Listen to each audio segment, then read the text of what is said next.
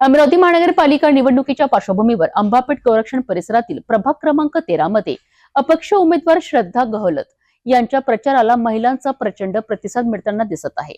खूप झाले पक्ष, आता निवडून आणा अपक्ष हा नारा संपूर्ण प्रभागात महिलांकडून दिला जात आहे। नारी शक्तीच्या बळावर उभ्या राहिलेल्या या प्रचाराचा आढावा घेऊया। अमरावती शहरातील अंबापेठ गोरक्षण प्रभाग क्रमांक 13 मध्ये अपक्ष उमेदवार श्रद्धा गहलोत यांच्या प्रचाराने नवी दिशा घेतली आहे। या प्रचारात महिलांचा उत्स्फूर्त आणि मोठ्या प्रमाणात सहभाग पाहायला मिळत आहे।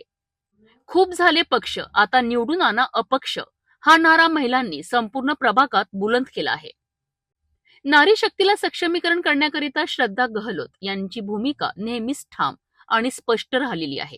याच विश्वासामुळे महिलांचा कॉल त्यांच्या बाजूने झुकताना दिसत आहे।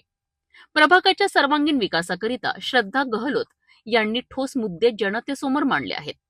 या प्रभागातील वृद्धांकरिता गार्डन, विद्यार्थ्यांसाठी खेळाचे मैदान आणि महिलांकरिता रोजगाराच्या संधी हे प्रमुख मुद्दे त्यांच्या प्रचाराचा केंद्रबिंदू आहेत। या मुद्द्यांमुळे श्रद्धा गहलोत यांचा आवाज प्रभाग क्रमांक 13 मध्ये अधिकच बुलंद होत आहे। दरम्यान काही राजकीय पक्षांचे उमेदवार अपक्ष उमेदवारांच्या वाढत्या लोकप्रियतेमुळे घाबरलेले असल्याची चर्चा आहे। त्यामुळे श्रद्धा गहलोत यांना समर्थन दिल्याच्या अफवा पसरवल्या जात असल्याचंही बोललं जात आहे।